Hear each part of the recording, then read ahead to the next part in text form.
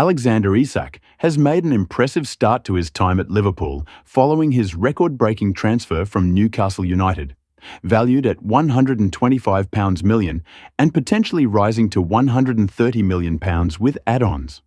Although his first Liverpool training session wasn't widely publicised, reports from his recent activities show he has joined Sweden's national team training with great energy and focus, quickly showcasing his sharpness despite a summer away from competitive club football. Sweden's coach, Jon Dahl Tomasson, described Isak as a game changer, highlighting his potential impact on the team. Isak himself has expressed a calm, determined mindset, eager to contribute more than just goals and help Liverpool create history by winning trophies.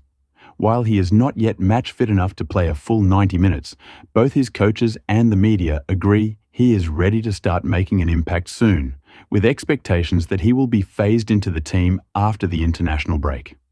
Overall, Isak's first training and early days at Liverpool signal a promising and exciting chapter ahead for the club and the striker alike. Yeah, so with the addition of Isak then, Liverpool have built quite a formidable forward line, haven't they? But can they all play together? Michael Dawson says no, and it will be their latest recruit, so we'll have to bide his time. When Ekitike came in, Wirtz came in, they were pretty unstoppable then, to be honest. You've got to remember, champions last year, and then you go, yes, they lost attacking players in the summer, but when you recruit in the way they did so early on, it gives them a chance to work in pre-season. Ekitike started the season great, and now you're adding Isak to that. And the question is, how do you get everyone in? And Isak, for me, at this moment in time, he's going to have to wait his turn. You got Salah, you got Ekitike, and you got Gakpo. Got to remember, Isak hasn't been training, so he's been on his own. 3 out of 3 for Liverpool. He's going to have to wait and wait his turn. Ekitike said, 30 million to wait. Yeah. He hasn't been playing football. He hasn't had games, so I think Arne Slot he will certainly start on the bench to start with. For Arne Slot, it's a great problem to have, isn't it? To have all of those different options, lots of games. They want to go deep into competition, so to be able to change and rotate and. They can play in different positions as well, so I think that's another option because you looked at last season. It was Salah was the one that was going to start, and then it was one of the others would play in the other 2 positions. So yeah, I actually agree with Dorse. I know what you're saying. You spent a lot of money on a player, but I think initially Ekitike would have to start, wouldn't he? Because he's had that game time. He's performed well. Isak's not. I think eventually he'll come and be the main number 9. Of course he will. But you've got Champions League, and you've got to remember Isak can pick up an injury. They've got so many games. In every competition that Liverpool compete in, they have to get to the latter stages. Then former Liverpool defender Jamie Carragher. He's coming. Good morning to you, Jamie. There you are. You look quite happy this morning.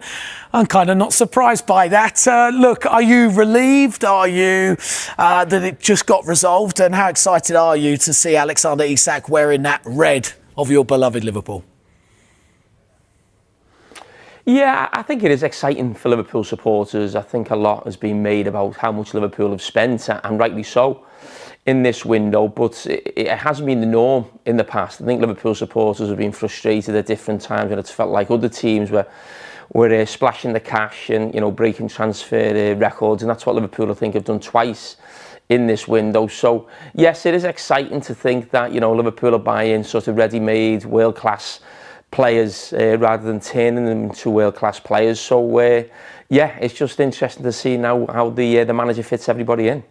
Yeah, it's going to be quite a good dilemma, I'm sure, for Arne Slot, one that he won't mind too much.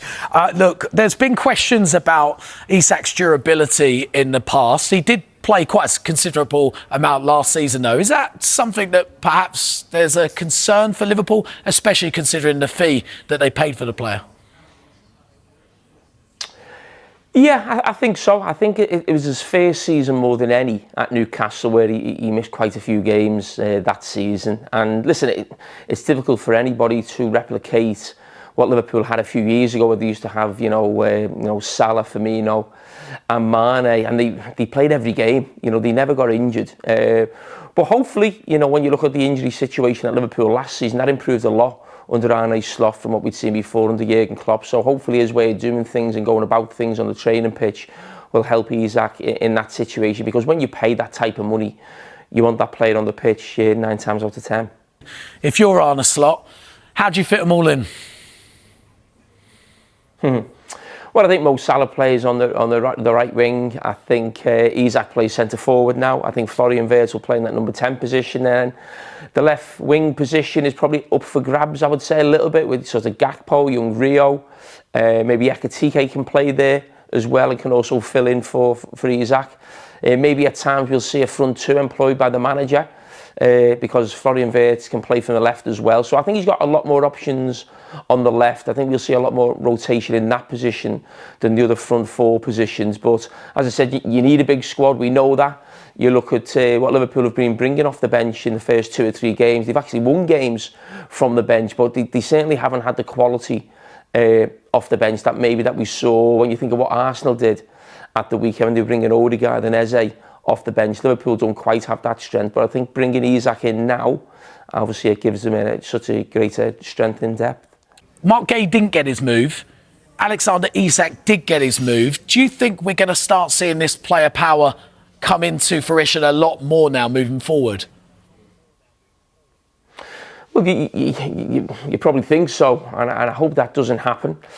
You look at Gay, who conducted himself fantastically well. Still seems a fan's favourite with the supporters and the manager speaking really highly of him as well. And he'll probably have to wait maybe till January now or next summer to get that move on. And maybe other players in this position in a year's time will be looking at how Isak and Wissa have gone about it and maybe feel that gives them the greater opportunity to get out on that. Now let's go around and talk about Mark Gay. Move didn't quite happen in the end. How crucial was it that Liverpool, first of all, kept Joe Gomez to make sure they had more defensive cover at the back? But do you feel like that was an area maybe they'll be disappointed that they didn't quite get that deal over the line at the deadline day? Well, they'd be disappointed because they wanted the player. They didn't get him. But I think there was a lot of talk over the summer, or certainly the last couple of weeks, saying that Mark Gay was actually more important than bringing Isak in, which I don't agree with that at all, actually. Liverpool only had one centre-forward, so they needed to buy a striker. That was, there was no doubt about that. Liverpool had to bring a striker in, whether it was Isak or not. Liverpool have numbers at centre-back. It's just whether they have the quality. Now, what Liverpool have had in the last year, and will have now until at least Christmas, is they don't have real competition for the first choice centre-backs in Konate and Van Dijk. They have 2 backup players in Joe Gomez and young Leone, the Italian lad who's come in. So they definitely have 4 centre-backs. That's what most clubs want. In an emergency, I think Gravenberch could play there as well. And Liverpool will just, I think, get to January and try and resurrect the deal for Mark Gay. But what Gay would have done was have 3 centre-backs going for 2 positions and put real competition, certainly for Konate to play alongside Virgil van Dijk. We understand there's a situation right now with Konate's contract. Virgil van Dijk's getting older as well. So Liverpool did need a centre-back, but it wasn't as imperative as getting in a striker. That was far more important because there's no way Hugo Ekitike could have led the line for Liverpool alone between now and Christmas.